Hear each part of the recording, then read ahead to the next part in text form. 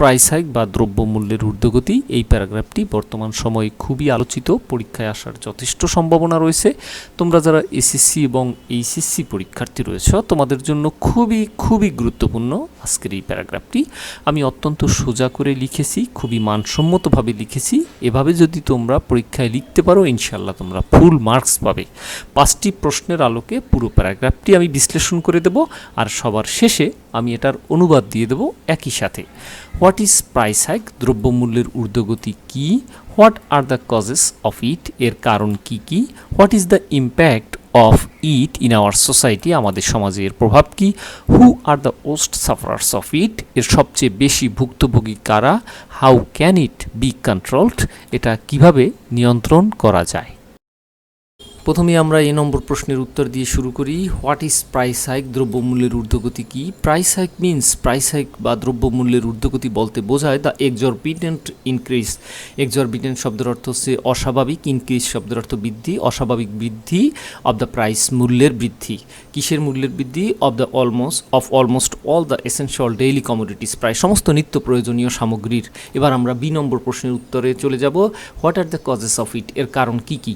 তাহলে কজেস এবং রিজনস এর মধ্যে কোনো পার্থক্য নেই, তো আমরা এখানে রিজনস শব্দটা উল্লেখ করেছি একটু মান বাড়ানোর জন্য। There are many reasons of it, এর অনেক কারণ রয়েছে। তাহলে আমরা যে বি নম্বর প্রশ্নের উত্তর এখান থেকে লেখা শুরু করেছি সেটা কিন্তু এই সেন্টেন্সটা দিয়েই বোঝা যায়। Short supply of daily commodities, অর্থাৎ নিত্য প্রয়োজনীয় সামগ্রীর শর্ট সাপ্লাই বা স্বল্প যোগান, এবং ইনফ্লেশন এবং মুদ্রাস্ফীতি। মুদ্রাস্ফীতি কি? মুদ্রাস্ফীতি হলো যে অর্থের মান কমে যাওয়া। ধরো যে তুমি আগে 35 টাকায় 1 কেজি চাল কিনতে পারতে, এখন 1 কেজি চালের দাম হয়তো 40 টাকা। তার মানে আগে 35 টাকা লাগতো, এখন সেই 1 কেজি চালই কিনতে তোমার 40 টাকা লাগছে। এই যে অর্থের মান কমে যাওয়া, যেটাকে বলে ইনফ্লেশন বা মুদ্রাস্ফীতি। তো দুইটি কারণ রয়েছে, সেটা হচ্ছে কি, একটা হচ্ছে short supply of daily commodities, নিত্য প্রয়োজনীয় সামগ্রীর শর্ট সাপ্লাই বা স্বল্প যোগান, আর একটা হচ্ছে ইনফ্লেশন বা মুদ্রাস্ফীতি। আর মেইনলি প্রধানত রেসপন্সিবল, দায়ী ফর প্রাইস হাইক বা মূল্য বৃদ্ধির জন্য দায়ী।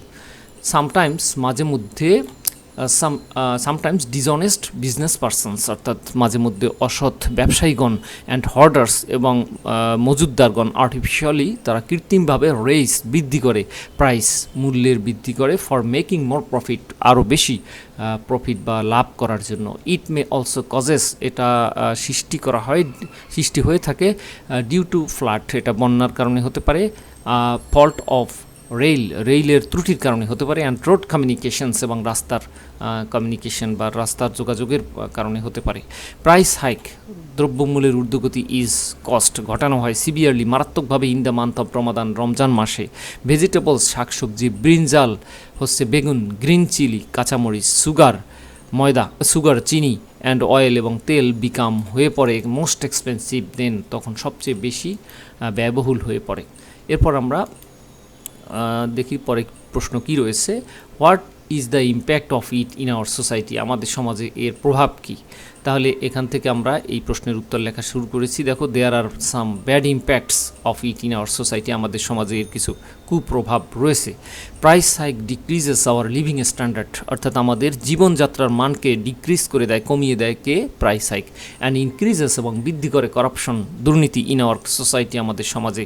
প্রাইস হাইক ইনক্রিজেস, দ্রব্যমূল্যের ঊর্ধ্বগতি বাড়িয়ে দেয় the sufferings of the common people, সাধারণ মানুষের ভোগান্তি বাড়িয়ে দেয়। The people and middle class, the poor and middle class people, অর্থাৎ দরিদ্র এবং মধ্যবিত্ত শ্রেণীর মানুষরা অফ আওয়ার সোসাইটি, আমাদের সমাজে, আর অ্যাফেক্টেড বাই ইট, এর দ্বারা ক্ষতিগ্রস্ত হয় বা আক্রান্ত হয়। এখানে একটি প্রশ্ন রয়েছে, সেটা হচ্ছে who are the worst sufferers of it, এর সবচেয়ে বেশি ভুক্তভোগী কারা? এই প্রশ্নের উত্তর আমরা কিন্তু এখান থেকে লিখব, সেটা হচ্ছে কিন্তু দ্য ওর্স্ট সাফারার্স, সবচেয়ে বেশি ভুক্তভোগী অফ ইট এর, আর দোজ হচ্ছে তারাই, হু, যারা লিভ, বসবাস করে, ফ্রম হ্যান্ড টু মাউথ, অর্থাৎ দিন এনে দিন খেয়ে বসবাস করে।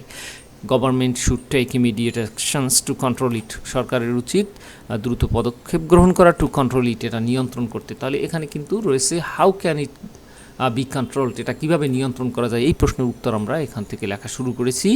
সেটা হলো কি, the government should take immediate actions to control it. The law enforcing agency অর্থাৎ আইন প্রয়োগকারী সংস্থা শুড বি ডিপ্লয়েড, নিয়োগ করতে হবে ইন দ্য মার্কেট প্লেসে বা বাজারের জায়গায়, টু মনিটর বা তদারকি করার জন্য দ্য মার্কেট প্রাইসের। লিগ্যাল অ্যাকশনস অর্থাৎ লিগ্যাল যে অ্যাকশন, আইনগত যে পদক্ষেপ মাস্ট বি টেকেন, সেটা অবশ্যই গ্রহণ করতে হবে against the dishonest business persons and holders, অর্থাৎ এই ডিসঅনেস্ট বিজনেস পারসন বা অসৎ ব্যবসায়ী এবং মজুতদারগণের বিরুদ্ধে। শিক্ষার্থী বন্ধুরা, এবার আমি তোমাদেরকে এই অনুবাদটা দিয়ে দিচ্ছি যাতে করে তোমরা খুব সহজে আয়ত্ত করতে পারো। শিক্ষার্থী বন্ধুরা, আমাদের চ্যানেলটি অবশ্যই সাবস্ক্রাইব করবে, লাইক করবে, কমেন্ট করে আমাকে জানাবে যে কোন বিষয়ের উপরে তুমি ভিডিও চাও, কোন বিষয়ের উপর তোমার ভিডিওর প্রয়োজন। আর শিক্ষার্থী বন্ধুরা, আমাদের কলেজিয়েট পাবলিকেশনস নামে একটি ফেসবুক গ্রুপ রয়েছে, সেখানে তোমরা অবশ্যই যোগদান করবে। আমি নিয়মিত আপডেট সেখান থেকেই দেই। আর একটি পেজও রয়েছে, সব কিছু তোমরা প্রথম কমেন্ট থেকে জানতে পারবে।